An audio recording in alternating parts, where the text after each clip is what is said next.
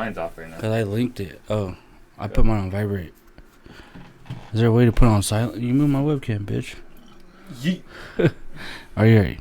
When are you going to start it? It's ready. Starting. It's ZenMent our podcast. We're live. Oh, you started it now? What the fuck? You didn't even give me a countdown. Come on, dog. This is ZenMent podcast. We don't need a countdown. All right. Welcome to the ZenMent podcast, short for ZenLightenment, because there's a light in mint. There's a light in mint. They'll see the logo. Yeah, once the logo's out, it'll make sense. Right now, because there's a light in mint. ZenMent podcast with Gamma Llama. That's me, Gamma Llama. And Nathaniel for show. That's me right now. Yeet. I want to look at the camera Big every time. You can So look at this is our first episode here. This is, I don't want to say it's a trial run, but we're just gonna give it a go and see where it goes from here. And we also have the chat going, so if anyone joins up, go ahead and feel free. I don't think anyone's in the chat right now. We got to talk as if they are, though. You know? No, you don't. Yeah. Not until they chat. All right. Well, we got this podcast going. We're using these mics, and for now we just got these webcams. So using webcams to get the POVs across. Yeah, we will be upgrading as we go, but this is just starting from the bottom kind of. Starting from the bottom. Yeah. So I want to start off with introducing myself. I'm a gamer, and everything where I'm at right now, everything has been basically from gaming. It led me up to this point where all my equipment that I have it's generally just streaming equipment, and just want to start like exploring different fields and seeing what other avenues of things I can do. And I of course need to work on my speaking skills because they're ass right now. So this is a step in the right direction for me, and if anything, I feel like we'll just be talking about things that we like and things, maybe stories and things about us. Oh yeah, I thought you were talking about yourself. That's what I'm talking about us. I talk about me first. Talk about yourself first, fool. And then the podcast. That's it. And then so you're a gamer, and that's it. That's it, dog. I'm just a gamer, dog. Okay. I mean, obviously you'll find out more about me as the podcast goes on. But that's the main thing, that I just fucking. You come from a gaming background. Yeah. Been gaming since you were a kid, right? Since I was a kid. And when did you first start gaming? First started gaming, I mean, like when Sega was out. Like I had a regular Nintendo. What was your first console? The regular Nintendo. And what age? What age? I don't even remember. I remember having the regular Nintendo, the one with the not the Super Nintendo, but the regular NES, whatever. And we would just play Mario on that, and like the Super Nintendo. Yeah, that kind of. Yeah, the Super Nintendo. Super Nintendo is the one with the little purple things where you pull that. The regular Nintendo is the Nintendos with the big fat square. They're like this big. Yeah. They're like this. The cartridges are like this big. Yeah. That's the regular Nintendo. Yeah, that's what I'm talking about. That's the one with Duck Hunt, right? Yeah, the Super Nintendo, right? Yeah, the Duck Hunt one was the one with the big square. Yeah. So you slide it in like a DVD player. Yeah, kind of thing, right? Is that what you had? Yeah. All right. And then but I mean, it wasn't. I have a bunch of brothers and sisters, so we just, whenever it came to Christmas time, they just bought us like one gift like that, like a big gift, and we just shared it. And over time, it's just having one brother's older than me and one's younger than me, so like we just had a lot of competition just with each other, always wanting to play against each other, and winner stays on kind of shit. So it's like all that competition just bred. That's what I come from, man. That's it. Okay. What about you? What's your background for your gaming stuff? Well, I'm a gamer too. Oh, okay. Oh yeah. You gotta introduce yourself too. Yeah. What the hell, fool? Go ahead, Dad. Yeah, I'm a gamer too. When I was a little kid, when I was like 4, I was like, man, I want to be a video game tester when I grow up. And I didn't really know what that meant. I just knew that I wanted to play video games. Just keep playing video games all fucking day. And I think... what about it? What about what? Video games that intrigues you so much. That there was just something to do. I don't know. Ever since... I was born in 91, so... I grew up in the Bay Area, and there's like a lot of like Japanese games that were being sold in my part of the Bay Area, And it was like, oh dang, all these like, I wonder if the rest of the world knows about all these Japanese video games. But I learned about the world a little bit. I'm like, oh, we're just lucky to be that close to Japan, because I don't think they were doing worldwide distribution, But what games are you talking about? I played Sega. I had Sega before I had Nintendo, and I think my first one I had was the big fat Game Boy. I had a big fat Game Boy. Oh, I had one of those. The one with like the 4 batteries in the back and shit. And I just ran through Game Boys. Like I always broke them all the time. I broke all my Game Boys. I put one on top of the stove and it got melted. Oh shit! I didn't know the fucking thing was on. Damn. And I was like, I don't want to play this right now. I want to go take a shit. So I put it there. I was like, where's my game at? And I was too short to see over the stove. And I ran through some Game Boys. And then I played Sega a lot. I played like Jurassic Park, and on Sega when Jurassic Park was huge. And then I played like Super Nintendo. And I also had there was like different kinds of Segas. I played Sonic. Did you ever play Sega?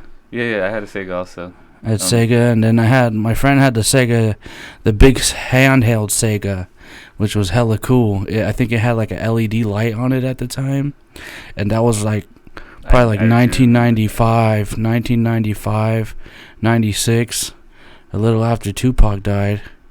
And I remember there was like, oh crap, they're coming out with Game Boy Colors now. Yeah. And then they had LEDs on the back, and they were selling for like $200. Yeah, the original Game Boys, once it got dark outside, you weren't able to play anymore. Like, yeah, you had to bring it inside. You needed a light, but then, they had these LED Super Game Boy, these Game Boy Colors, and I was like, they were hella expensive. I think it was like $99 just for like a green Game Boy Color, and they were like $99 at Toys R Us. I remember those. And I remember I was growing up with my parents being divorced and that was like a big thing for me becoming a gamer, because when they divorced, my mom had to work a full-time job and I had no one to watch me, so I just sit in the room and play video games, and that was it. And I wanted to learn Spanish because I would go see my dad on the weekends, that kind of thing. Yeah. And I was like, fuck, I need to learn Spanish. So I got this, I was at Toys R Us and I saw Fire Red. I think it was Fire Red. The Pokemon game? Pokemon, yeah, it was a little down the line, probably like 2000 or something. Yeah. And I was like, oh, Fire Red is in Spanish. You can buy Pokemon in Spanish. So I bought it, and it actually helped me like pick up Spanish. I've heard that a lot from other gamers. I read like it was like a Spanish game, because I already beat it in English, so I was like, oh, maybe I'll learn it in Spanish. But really, I just memorized all the shit in English, and then I don't know what it meant. I was like, oh, I just remember this is what you do in the English one. That's hell funny. But I'd still learn a little bit of words here and there. Yeah. I mean, personally for me, when it came to gaming, it was like a community. Like whatever game I played, there was always other people that played it. It wasn't like I was the only one that played that game. Well, like Pokemon, we would take. It helped me read. It helped me learn how to read. Yeah, of course, yeah, that's part of it too. And I've heard stories too where people say that they'll put their language to a different language that they're trying to learn, and it helps them. Like, even though obviously it's not going to teach them the language, it does help. Well, aside from like the big hits like Super Mario, Nintendo for N64, and Sonic, there's other games like RPG games that were like Final Fantasy was a huge one, but there was also like Super Mario RPG, that's like a rare game. Yeah. It's kind of like a Final Fantasy version of Super Mario. I never even seen it. And there's a lot of reading in it. You have to read a lot. And then because I had Sega, and I was like more of like a PlayStation guy than after N64, like I stuck mainly to Sony. I really liked the PlayStation, and I played this game called like one Christmas my mom got me this game called Legend of Dragoon. It was like a 4-disc RPG game, and it really helped me learn how to read. Like, I didn't learn how to read until like 3rd grade, dude. Like, I got by 1st grade, 2nd grade, not knowing how to read and shit. But I really started learning at like grade 3. I figured out how to read and shit. And even when I read now, I like read slow. Like I can read fast, but I won't comprehend it. You know, I have to read slow as fuck. Sometimes when I read, I gotta go over like the same paragraph over again because I'll read it, but then I'll just I don't even like digest any of this information. You got someone in the chat, huh? Who is that? That's Jordan. What's Jordan saying? He's Jordan's right there that he met me through Halo. So yeah, we're talking about video games, and he's saying that he met me because of Halo, and my brother Matt too. Yeah, so like with you, I never really made friends through video games, like not until PlayStation 3 came out. So like after Nintendo, I played with all my cousins, but then in the Bay Area, but then I moved away from them to Sacramento, and ever since I moved to Sacramento, it was just like I lost all like contact with my family and shit, and my dad was there, and my mom and dad were in the Bay Area, and then my dad moved to like Central California, and then my mom moved more north. So I was like, fuck, it makes an even bigger gap aside from my mom's side of the family in the Bay. And I was like, man, I never had that community like you had, and not until PlayStation 3, because I went from PlayStation 1 to PlayStation 2 to PlayStation 3, and I was like, oh fuck Xbox, you gotta pay for that shit. I'm trying to get this shit for free, you know. I can barely afford a video game. Yeah. I had one video game. I'd play that shit for 2 or 3 years. I never had no fucking money. I grew up in a household. We just had a bunch of kids, so it was just like one game went a long way with all of us, and I didn't get to grind the fuck out of a game because I had my brother Robert, and Matthew trying to play too. And then once AJ came around too, it was like there's this. Who's AJ? My younger. Who's like their viewers don't know who you're talking about. My older brother Robert, and then he's 1 year older than me, and then my younger brother Matt, he's 1 year younger than me, and so and then my sister, she's 1 year older than me. So there's just like 4 of us with so close together. Yeah. And then we just like we kind of shared our stuff together, you know. So and then we have Jordan in the chat right here and Junior right now. And Jordan was saying that he met me through Halo, and Matt also. And I have a funny story too. I was in high school. I was a sophomore in high school. Yeah. And I was taking a computer. What year was that? Like 2004. I was a sophomore in 2007. Yeah. So when were you a sophomore? 2004 or something like that. Yeah. And then so some kid comes up to me. And in the computer graphics design class, and he's like, "Hey, are you gonna go to this Halo tournament?"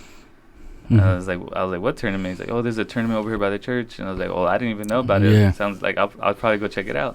He's like, "Man," he's like, "I heard you and your brother Matt are gonna win it." And so like, me and my brother Matt already had like a little bit of like. Yeah, so I remember I wanted to get on Halo too, like, but I was like, I'm already on PlayStation and I can't afford a Switch, you know. Like I was lucky to even get to play Halo. I really wanted to play too.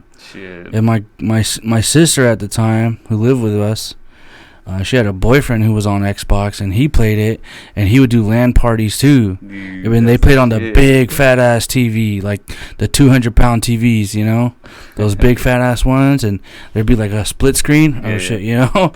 I think he did it till there's 4. Yeah. And then he even had Ethernet boxes and had people come over sweating in the garage. Dude, those It'd be hot as fuck, and they'd be playing till like 2 or 3 a.m. till the parents kicked them out and shit. Yeah. You know. The guys in the chat, Junior and Jordan, we would have LANs all the time. You have to read their comments because I can't see it. So no, they're kind of talking amongst each other. But Jordan's saying is like, let them know who introduced you to BFME, which is. It's like a RTS, just like StarCraft. BFME, which is the Lord of the Rings Battle for Middle Earth, which is one of my favorite games of all time. Oh, okay. And one time I went to Jordan's house and he was just fucking playing that game. I seen one of those big. Have you seen the movie? Yeah, I love Lord of the Rings. Those big elephants where they're riding them and stuff. I don't recall that. Well, like I seen him playing and they had a big old elephant on the screen and they're shooting arrows at him. And I think I seen it. I think I seen it in like a GameStop. Let me get his dogs out real quick. Yeah. Go. Someone just came home. Dogs are gonna keep barking. Yeah. I don't know who's here. Whatever. Yeah, I remember seeing at the time, like, what was it, 2004? When did you start playing that? Like 2000? It was in high You said school. when you were a sophomore, right? Was yeah, Halo? that was like, So it's crazy because, you know, being with games, like when I was a kid and I was playing on Sega, there's just so many different game stores that open and close. And I remember we would go to this tennis store. It was like a sporting store, and they would sell tennis rackets and tennis balls on the left side, and then on the right they were selling Sega games. I'm like, I don't care about fucking tennis. That's okay. That's cool. But I'm here for the video games, you know. I was like, oh, it's kind of weird. I didn't understand how business works and how sales worked when I was a kid. And then, you know, when I'm in middle school, a couple years down the line, Hollywood Video. You remember Hollywood Video? It's part of. could rent games. There was Hollywood Video, and they had Game Crazy. And then before that, Blockbuster was like, Blockbuster's out of business. Hollywood Video's out of business. And if there's any kids from like 1998 and older born from there, they probably don't even know about that shit. But I used to get my game. I used to rent the games from Blockbuster for like $9. Yeah. Shit was hella expensive. Yeah, dude. I remember going to garage sales and getting like Sega games from there. And I got a lot of games like that. And back then, those games went a long way, dude. Like me and Matt used to go to GameStop. My brother Matt. We would just look for all the co-op games, and we'd just like try to beat all the co-op games, and just. I'll be right back, stream. Sorry. Yeah, but shit's crazy. The Jordan, the Mamakai, dog. That's what they're called. Those elephants are Mamakai. But those RTS games, man, those RTS games changed my life. Oh, it's your cousin. He's here. Yeah, I know. He needs to use my tools for his car. Sorry about that. But yeah, I was talking about how the stores, like, they come and go, you know. And we're changing into like everything's digital. Yeah. But ever since I was a kid, I still wanted to stick to gaming and see how I can, you know, I'm still figuring out how I can stay part of it because I feel like I'm drifting away. Yeah, I mean, I've been feeling like that lately too, and that's why sometimes when I start feeling that way, I just get on sticks, man, just start playing more. And so before Blockbuster and Hollywood Video, like. I mean, they had Game Crazy, and then Blockbuster went out, Hollywood Video went out, and then right after those people went out, GameStop, like, appeared out of nowhere. Yeah. And I was like, oh, dang, this is pawn shop, basically. Yeah. And probably, like, one of the worst feelings I ever had, like, when it came to gaming was, I was like, yeah, GameStop. I was like, man. They take all your money. They take all your games. I was like, yeah, let me see if I can sell some of this stuff. And I sold all my Super Nintendo games. They were like 50 cents each. I was like, what the heck? Yeah, they do. They rip. And I remember I sold Super Mario RPG for like $16 or something.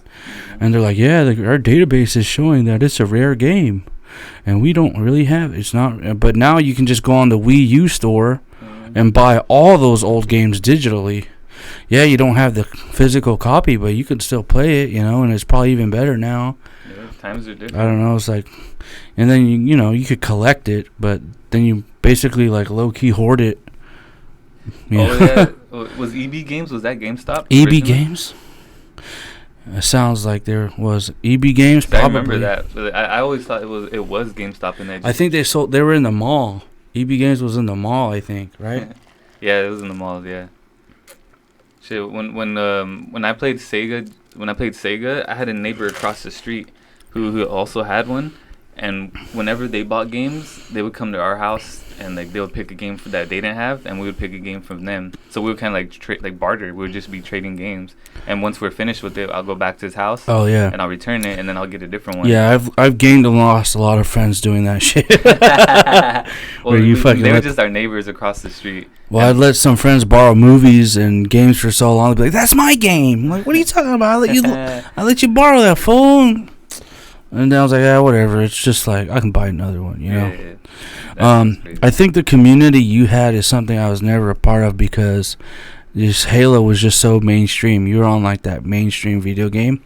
It's weird, though, because when we played it wasn't mainstream. No, that shit was mainstream as fuck out here, too. Like, there's a couple mainstream games. It was Halo, Call of Duty, and then I think, like, all the Maddens. Yeah. And then nobody really, and then you hear about Super Smash Bros. Here and there, and everyone would be like, "Oh yeah, let's come over to my house and we'll play that game." Are you on Xbox or PlayStation? Yeah. Like, oh fuck you, you're on Xbox. Oh, you're on PlayStation. You know what I mean? There's just that stupid ass war shit, and you could totally like be gamers, but people are like, "Nah, fuck you, I'm on Xbox," and fuck you, I'm on Call of Duty. And I hated both of them. You know? Yeah. Well, for me, the first time I ever seen an Xbox, I had a friend. His dad worked in the Silicon Valley, and he worked like I don't know exactly what he did, but he just out there in Silicon Valley, and he bought his son an Xbox, which is my friend, and I never seen that before in my life. It was like, what the heck is that? He's like, it's an Xbox that's made by Microsoft. Yeah. Like, Microsoft has a console? That's crazy. Yeah. And then he had this game called Halo, and this is my first time like ever even hearing about it, Mm-hmm. and I was playing campaign on it, and I ended up staying the night at his house. I played it I played it to like 7 in the morning, and he woke up and I was still playing. He's like, "Man, dude, you really like that game, huh?" I think a little bit before like even Xbox came out with Halo, they had like some shooters. I remember playing like I remember seeing Doom on the computer, and then there was another game. I can't remember what it's called, but it's like Doom. And there was like a spaceship version one, and it was like a beta or like an alpha version of Halo kind of thing. They had like the color, the guys were like all green versus like all orange. Yeah. I was like, oh, that's cool, but I don't care about PC games. I'm on my console. Yeah. And then you hear about Microsoft take off, and then PlayStation comes up. PlayStation 2 came out, right? I don't think Microsoft was competing with Sony or Nintendo until PS2 came out, right? And GameCube came out. Yeah. And then they released the Xbox. And I was thinking about Xbox, but I just never wanted to pay for that online shit, you know? Yeah. But it was always better though. Like I think everyone always got the servers. release dates first, right? Well, I'm talking about just in general. Like I've played on the PlayStation Network. It's free, right? It was free. Yeah, it was free, but like the servers like would always lag. I think the servers lagged a lot. We never had that issue with like Xbox. See, if I was just more into Call of Duty and Halo at the time, I think I could have had like a really close, a lot of like friends like you had in my neck of the woods. But I was on PlayStation and I was playing a different game. Yeah. It was Resistance 2, and it was like a global. You know, people on there were like global. I'd be playing with people from like LA and United Kingdom and Europe and Australia. I think that's how BFME was. It was like global servers. Okay, well that's what I was doing, and I was like, oh, okay. I was trying to get more people from my neck of the woods on it, but they're like, no, fuck you, I'm on Halo. That shit's whack. Yeah, the people that I played with, they were all like people in my town. So it wasn't like a all over the world kind of stuff. It started without online. I never before that. I never got to do like tournaments like you did, but I was able to make like a website out of it, and I got like a couple like videos going on it. Yeah. And I would just edit on the PlayStation 3. I use a video uploader, a video editor on the PlayStation 3. I remember. I think. And I was recording with like 2006. My dad got me a Canon digital camera. And eat up your batteries. The 2 AA batteries. Eat the fuck up out of your batteries. I was constantly having to change those. And PlayStation 3, I didn't have HDMI. I didn't have HD TV, so I was still using the fat TV. And when you use I didn't have like. I had a fat TV for at the time the like the Hapog video game cord just came out, and the Easy Cap. Yeah. You know, this is before Elgato got big. I remember so the external ones. Yeah. So I had the video camera. You had one of those, the Hapog, or no? Nope. It was $200. I couldn't afford it. So, and I barely had a computer too. It was my mom's computer. Yeah. We had like a family computer in the living room. And so I got a chair and I put like 20 books on it, just so I can elevate the camera to be level with the TV, and I would get it to record it, but then the TV would be all like black lines and bars going up and down, but you could still see like, oh dang, you can still make out like I'm shitting on the other team, and you could still see the words, you know what I mean? You could still make out the name and stuff. So when I did like a clan battle, like you don't really see that anymore.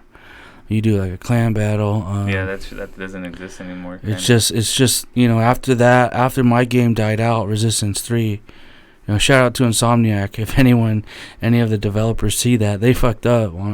Resistance 1, Resistance 2 was real good, and then like just like we were talking about how gaming changes, like the big granddaddy was Call of Duty. They started outselling Halo.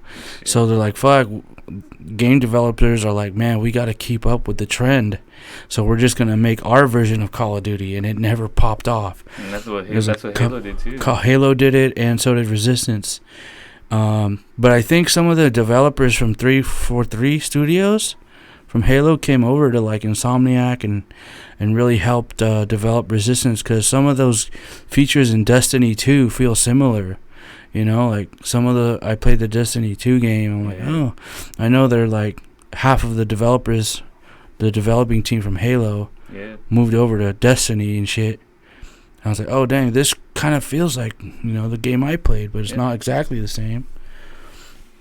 And, after my game died out, PS3, kind of dies out. The consoles die out, right? And then you go to the next best thing. And I never liked Call of Duty, but when I played my game, Resistance 3, I got hella good. I was like, man, I think I can go pro. I remember that mirror webcam, Nate, LOL. Mirror webcam? Who says that? Death Rod 56. That's Cameron? The mirror webcam? Death Rod, what's up? You remember the mirror webcam? Is that what it says? Yeah. I don't remember that. Oh, the mirror webcam. Yeah, I know what he's talking about. I take selfies with the camera. The same camera that I used to take pictures, I used to record my video games. Oh, shit. Yeah. At least I think that's what it means. Low budget, all the way. I got swag out here trying to get me on Call of Duty. I'm going to play after this right now. After this is up and uploaded, I'll be on Call of Duty. I think, what was it, 2011. So 2011, this game came out called Resistance 3. And the reason why I played my game so long was I was incentivized to play it because I knew there was a big tournament coming out. There was a 50K tournament for Resistance 1 or Resistance 2. I think there was like a 25K tournament for Resistance 1, another tournament for Resistance 2. But what happens is they do the tournament shortly after the release date, and they do all these patches, and then they do the tournament, and then people don't want to play it anymore because there's no more tournaments. When I'm like, man, these people are just in it for the money. The developers are in it for the money. The people that play it are in it for the money. They don't want to play it for the longevity of the game, and everyone's like that now. Even that's how the pro scene is developed. Unlike like Super Smash Bros. Melee, like people still play that, and they're still doing tourneys for it 10 years down the line. There's a few games like that, like StarCraft's like that, Counter-Strike's like that. Yeah, those are like really. That's why people love those games, StarCraft and then that's why they have this huge community around it. I think the developers are really smart for sticking with the patches, and they put skins in there. They actually care about the game. Yeah, they actually care about the game. The community also. And then like 2011 came around. There was this tournament for Resistance 3. And the legends that won, I call them the legends because they're the guys who like finished top 5 plus in the previous tournaments. I found out that they played Gears of War and Call of Duty, and they would freaking win hella money off of that. And at the time, they were like my age, but they were going to university, and they were playing on like DSL internet in their dorms and shit, and making hella money, and going to college. And they're still big into gaming, even though they have their careers. And we played this tournament called Resistance 3 15K Doomsday Tournament, and we beat the number 1 team in like a scrim. We were doing scrims, and they realized like, oh shit, these kids are actually good. And so when it came down to tournament time, there was this other team that we scrimmed like 10 or 12 times. We beat them every time. But because, they ended up playing to lose on purpose to figure out what we're doing. And then when it came down to the tournament, we placed top 6. I was like, well, we should have took second place. And so we won this tournament online. I think we won like $800 as a team. And then it was on Game Battles, and they weren't even trying, like Game Battles isn't even relevant anymore, right? Not really, right? They still have tournaments. Yeah, I guess so, but yeah, they still have tournaments. It is. So it was sponsored by Sony, but like the headquarters for Game Battles is in New York, and they weren't even trying to pay us. Like, we were waiting hella long to get our winnings, you know? And they're like, oh, you know what? If you want to get paid, you have to send us a fax. No email, no letter. It has to be faxed. And you have to put your social on it so that we know we're taxed. You know, it needs to be taxed. Yeah. Whatever you win on your tournament is going to get taxed. And anyone who doesn't fax in your form with the information that MLG needs, we're not going to give you your prize winnings. And so after all that, we pretty much take home about $180 each. Yeah. And then the guy that won first place, like, because he complained so much, we actually got paid. And if it wasn't for that guy, his name was Wario P27 on PlayStation Network. If it wasn't for him, like, we wouldn't have probably got paid, because some of the admins on Game Battles are real corrupt and they're lazy. Were you a minor back then? No, I was like 21 or 22. I would say that's one of the main reasons why they make competitions like 18 and over, is for stuff like that. No, I was older. There's a lot of legal issues. We were all over 18 plus, you know. Yeah. Like, I made sure we were good, but they were just trying to snake us on it. And I knew, like, I had the talent to compete. And I was like, man, looking at the business side and, like, trying to get money, it's like, fuck, these guys are really trying to snake you. And then only 3 of my guys got paid, because the other one was like a complete pothead. Didn't know what the hell to do with nothing. Mm-hmm. And so we all got 3 of us got paid $180 check, and it was from New York. MLG, you know. How long did it take? It ended up taking like almost 2.5 months, dude. Yeah. I was like, fuck, I can't do this shit. I might as well just go get a regular job. I'm not going to be playing pro and getting my checks hella late. Yeah. My prize winnings all late and shit. Well, I mean, when it comes to gaming and pro gamers, I think that they don't rely on one check too. Like, that to just keep on winning lots of tournaments. And if you win tournaments and you're able to do it for a living, but if you're not winning tournaments, then you do have to rely on the media and, like, the streaming aspect and all that stuff. You become an entertainer versus a competitor. At that point, once I got my check, I learned what, like, a tourney shark is. Yeah. And you just have to tourney shark. And then I realized, like, man, I freaking love competing. Like, I just want to shit on someone. You know, tactically with a team on your best 4 versus my best 4. And even though I hated Call of Duty, I've always hated Call of Duty. Ever since it first came out, I've hated it. I've always hated Call of Duty, because I was like, man, you're gonna get shot from this fucking little tiny crack across the map. I was like, dude, I don't have an HD TV. Like, I gotta spend all this money just so I can play all right. Like, no, it should be based on, like, you needed a headset too. It should be based on, like, it's like, it should be based on, like, because, like, even, like, Street Fighter for Super Nintendo was like, oh, yeah, you know, you're on the same screen, you know, like, fighting game, like, you're on the same screen, you got the same controller, same console, and then you're playing fucking online, though, and it's like, fuck. I hated Call of Duty. You have to have high definition graphics, but I love competing so much that I was like, all right, I'm going to switch over to Call of Duty, figure this shit out, because I know how to play the maps. I know how the game modes work. I just need to figure out the mechanics. And ever since then, I've always kept my eye on it. You know, that's basically my story too. And that's how we met, was through Call of Duty. Like, right when I transitioned over from the game I played, you transitioned from Halo. Yeah. We fucking met up on a game mode. Competitive playlist. I wasn't, so this is how we met up.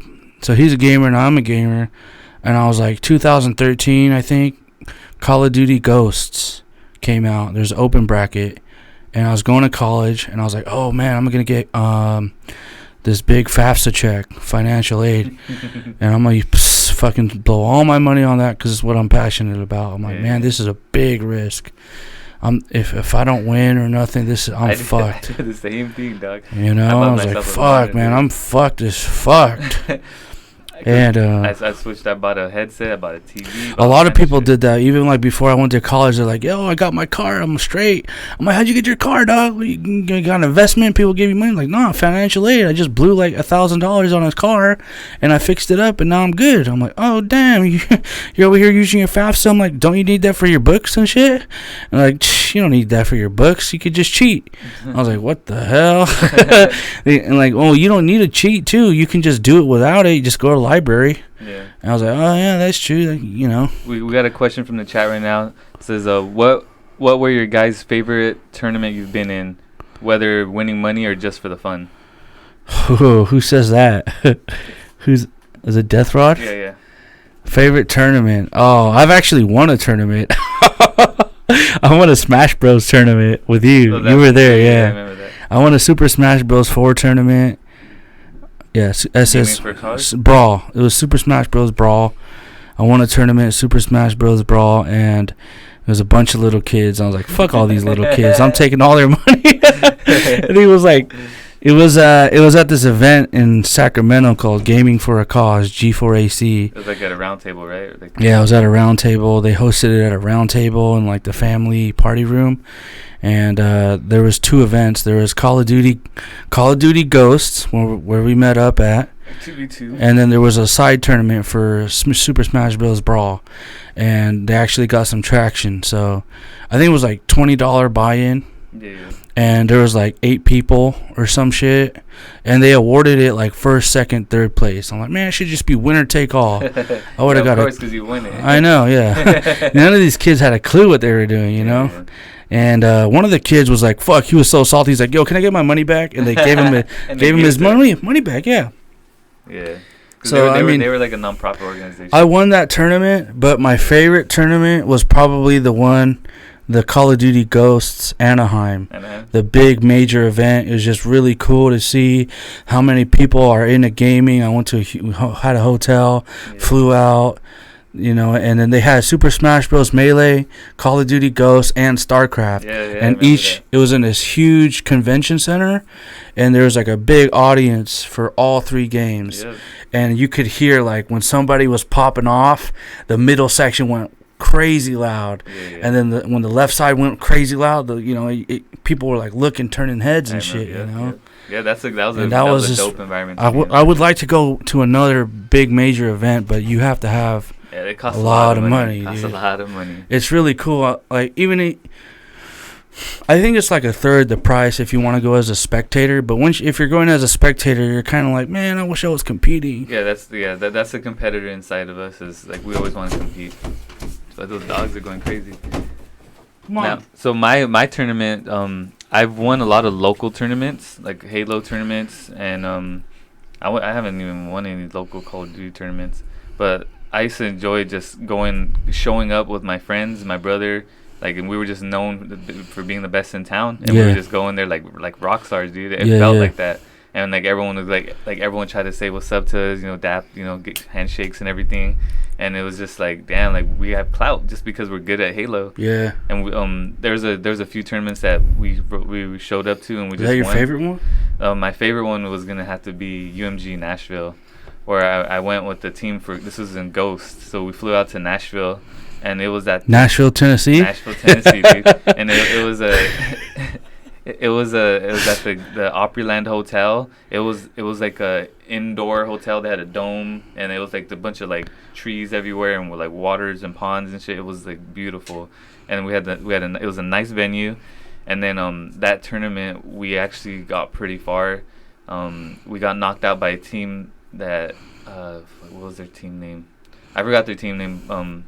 So why was it your favorite event? Because we fucking competed, dude. So you got hella far. We got hella far. We that made you feel good, right? We won our first game. Yeah, that's what I'm saying. Like, my favorite one was the one that I won. We won our first game. The second game we lost, so we were in the loser bracket. And then we beat 4 other teams. And in the loser bracket run? In the loser bracket run. And then we got to the Sinister. There you go, Team Sinister. And then they beat us. And then they ended up playing Optic the next round. Shit. And then that was on the main stage. So we won, and we choked that too because we beat them. You had Shooky, right? Shooky, Viz, and Zay. You don't even hear about those names anymore, huh? Well, Shooky doesn't play no more, and then Viz and Zay, they were really young at the time. But I think Viz stopped playing, but I know Zay still plays here and there. That's not Zyrol, is it? No. Zay? I don't know. No, but it was good times, and then it was fun. And so that was your favorite event. It was better than Ghosts, Anaheim Ghosts. That was Ghosts. You went to World War II Anaheim too, right? With Mark, right? Yeah. You didn't really like that event. We just got destroyed. It wasn't fun. So it's based on how well you do, not because of the. Yeah, I mean, I'm going there to compete, and it it was just the simple fact that we played tons of Call of Duty, you know, like because we went to another Gaming for a Cause, and you came all the way up here. Yeah. So you came up for 2 Gaming for a Cause tournaments. There was a 2v2 and a 4v4, and every time we did a 4v4, I had to beg the 4th guy to play with us. It felt like we were always like every time. I think a lot of teams go through like just begging some dude who's never been played with. Just, dude, we need a 4th. We can't play without a 4th. And you know, when we went there, Miyagi was there, Attach was there, Khan Khalifa was there, and they're pretty good at Call of Duty, but they stopped because they didn't win enough money. But they got into like the semi-pro league. Yeah, they were hella good. They were up there. And then there was like a team from Oregon that we were playing that we didn't know about. Yeah. And they're like, oh, my controller doesn't work, so we had to restart it. But they were just saying that because we got a huge lead on them. Yeah. And for me, this goes for, you were touching on this earlier, where in the beginning of the games, that's when like a lot of tournaments are, because you know it's like, oh, we want to do a kickoff tournament. That tournament was in the beginning of the game, and I remember specifically. Yeah, it was a kickoff. It was AW, and they were running around with camo and overshields when shot. Yeah, it's just like, it was so gay. Like, dude, as far as competitive Call of Duty goes, they never figure it out, man. They don't figure it out till constantly doing patches. Yeah, they're constantly doing patches. It's like always the first and second event are always fluky because they don't figure it out. You got to figure out the patches, and even like the big investors like the Call of Duty League, the Call of Duty League, they're trying to compete with NFL, MLB, and I think we can start touching into like more current events now because we got our backgrounds down. Like Call of Duty, it's like it's not like League of Legends. It's not like Counter-Strike. Even though they've implemented a 5v5 aspect now, it's just like they're trying to make it, but it's not. It's, you know, you got the business side of it, and then you got who's the business side is going to appeal to who? The competitive side or the casual gamer? And where does most of their market come from? The casual gamer. That's why they make the game for the casual gamer. We want the noobs who've never really play the game to get hooked and buy our game for Christmas, because around Christmas time their sales skyrocket and then it goes back down, you know what I mean? And then after Christmas, then they come out with DLC packs. There's no DLC pack right now, right? So this is how the marketing works. They make sure it's like set up in split time segments so that they can keep sales up, and they don't care. And then, you know, MLG like sold, and Sony like sold the competitive rights. Call of Duty, like the developers on Call of Duty sold the competitive rights to Sony so that it's strictly on PlayStation now. Because it used to be on Xbox, so that's like a bidding war in a way. Yeah, it's like you're kind of caught in the middle, and you're just gonna get ransacked for all the cash you got. But there's some people who are really good at the game, and even though like some of these pros are really good at the game, they fucking hate it. They're like, okay, here we go again, another year of this bullshit. Yeah, I mean, I do get that vibe, but I just think it's just the fact that the games have been coming out pretty shitty lately. Like, and don't get me wrong, I think these games are really good, but once they do all the patches and fix everything, well, it's like, but it's never good out the box. And there's also scandals too, like Vanderhoff or whatever, the guy, one of the big developers for Call of Duty, like got fired because he was talking shit to a YouTuber. That's why he got fired. He's not on Activision anymore or something. But it's like, why would you talk shit to a YouTuber? Like, they're the ones who are promoting your game. And it's like, you know, you're kind of out of line for that, but at the same time, it's like, you know, you get your power trips, people start power tripping, they've been on the thing so long, they think they can be untouched, and they lose their job, then the whole community changes, and then, you know, we got shook when Fortnite came out, like, oh shit, like, this thing's going off by storm. It's like, Fortnite came out of nowhere, and then you look at the sales, and they're like, what the hell? Fortnite is killing it right now with skins. $2 skins, $3 skins, 99-cent skins, making over like $2 billion game. They host this huge tournament. They get celebrities involved, and then Overwatch like comes out too, and it just kind of poops. It kind of like they got Shaquille O'Neal like invested in the team. A couple NBA players, you know, and then Drake got invested into 100 Thieves.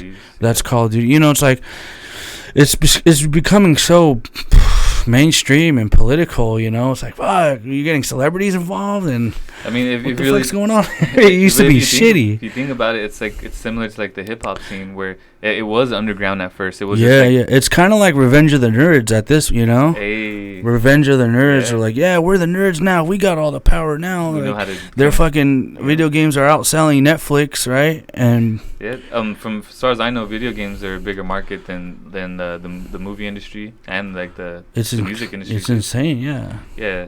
And I just always wanted to be part of it, and I don't know, like, I try to make my own team, I try to make my own org, but I just didn't have the funds, and now we're doing this, you know, podcast, talking about, you know, what, we just wanted to do a podcast because we wanted to do it. Yeah. We're not really trying to, like, you know, if we do go big with it, that's cool, but we're just doing this for shits and giggles for now. Yeah. You know what I mean?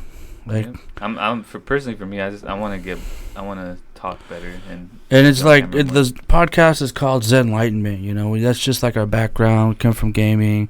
I don't know if we'll keep gaming, but you know, I'm gonna keep gaming, bro. I don't know. I like music. I like gaming. I'm into cars. Too, but I'm also into video production. But they're all like, once you get real deep into each one of those things, it's like it all takes a lot of time. Yeah. You know. I mean, just in general, life's just a journey. You just gotta, take one day at a time. I think we should wrap this one up. We're already at like 45 minutes or 48 minutes right now. 48 minutes. Yeah. So that was just an introduction. We talked a lot about who we are and what we're about, and we'll for sure unravel more as time goes on. All right. Yeah. Follow me on social media: Instagram, Twitter, Snapchat, TikTok. For everything. TikTok, Facebook, at Nathaniel for show. You can find me at Gamma Llama with 3 L's, and that's or 3 L's with 3 A's. Gamma Llama with 3 A's at the end. What social media app is called 3 L's? You can find me and then that's on Twitter and Instagram. And I got a stream too. You're on the stream right now. It's twitch.tv/Gamma Llama, and we'll be putting. We'll put it on YouTube, right? Yeah, this will be on YouTube. We're gonna have to make a new YouTube channel. Yeah, I don't even know my YouTube. I don't even know. We'll make it ZenMent Productions. ZenMent Productions, right? Yeah. All right. So we're doing. See you guys later. It was fun talking to you guys. We'll start doing this more often. Coolio. All right, later, guys. Yeet.